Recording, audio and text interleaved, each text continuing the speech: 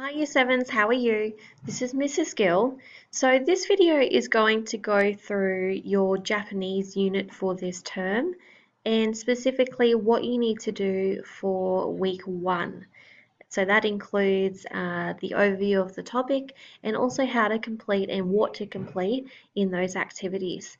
So this document here was emailed out to you on Monday. You can have two choices about how you complete your Japanese work while you're at home.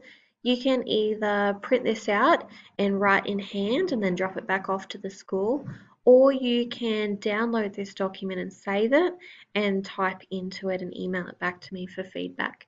Whatever suits you. OneNote is currently not working for me, so I don't have any of my subjects on OneNote, only email or paper at the moment. So, your topic for this term is going to be Japanese food. We're going to be looking at popular Japanese dishes. We're also going to be looking at how to order food at a restaurant and some common conversation terms that Japanese people use when they are talking and ordering food. So, in week 1, you'll have a look down here. We've got a rough guide about what you need to do, and then also in week 2.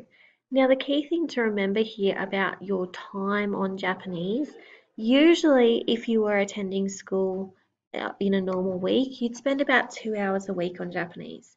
So if you set aside even 3 or 4 hours over a whole 2-week period of time, you should definitely have enough time to get your Japanese stuff done.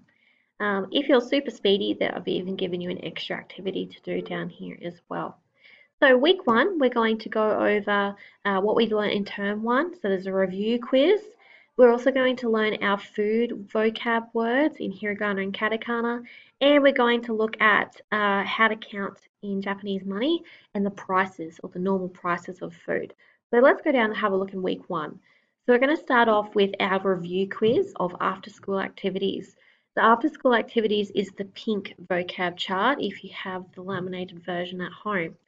Question 1, all you have to do is match the English day of the week to the Japanese kanji.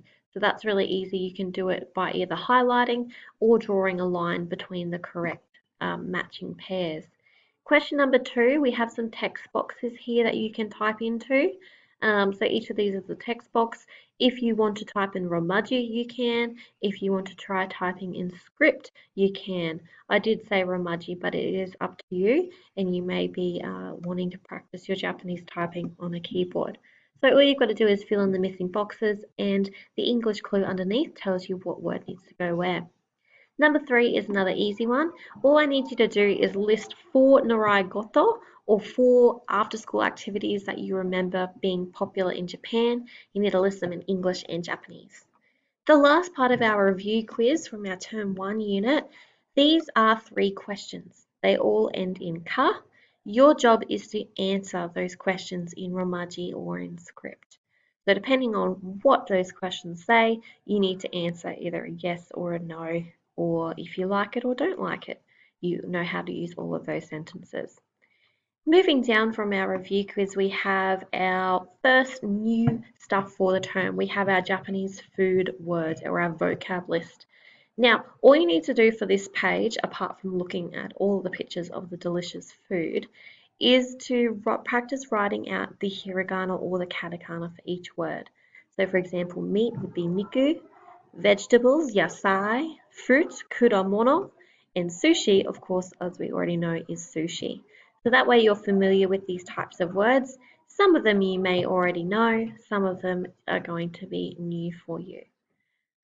Underneath that, we have got a couple of questions about the food list. These are to be answered in English. They're quite easy. Number 3 after our food vocab list is we're looking at sorting these new words into either hiragana or katakana. So katakana, remember, are our borrowed words.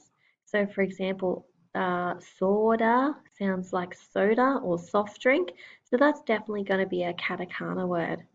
For example, however, mizu, that sounds nothing like how we say water in English, so it makes sense that that's actually a hiragana word, it's not a borrowed word. So mizu would be hiragana, soda would be a katakana word, and that's asking you to sort out the words into their correct categories. Other interesting facts about our food, the main ideas you want to look at here is the names and the labels of these three pictures. So we have teishoku, gohan, and raisu. So teishoku means meal in Japanese. We're going to be using that word a lot. Japanese people love to order things in a teishoku meal. So you usually get rice, soy sauce, some sort of pickled vegetables and a salad with your other main item. Now, the tricky part we have to remember in this unit is there's going to be two words for rice. If you were to order a Japanese style rice in a bowl, that is called gohan. Gohan is Japanese rice in a bowl. However, if you get rice and rice is on a plate with a curry or a sauce or something, it is the katakana word raisu. So we have teishoku, gohan, and raisu. Last part of our new learning for week 1 is looking at our Japanese money. So lucky for you guys, you only have one kanji you need to learn in this unit, and that is the symbol for money. It is written yen, but it is pronounced en. So this is what Japanese people would write, for example, our dollar symbol. You can also see the Japanese dollar is written with this weird Y symbol as well. So traditional kanji is this. A modern Japanese dollar looks like that. Now down here we're looking at some pictures of Japanese currency and converting them into what it would roughly be in English. The main thing you're going to notice with Japanese prices is they're going to look very, very expensive. That's because Japanese people count in cents. So for example, if a plate of sushi had the label 400 yen next to it, it sounds like that plate of sushi is going to be $400. Really, it's actually 400 cents. 400 cents is about $4. So Japanese people count in cents. The easiest way to figure out the price in Japanese money is to chop off 2 zeros. So for example, this one here, 500 yen, I chop off 2 zeros, it's roughly going to be about $5. Same with this one, it's not $10,000, it's 10,000 yen.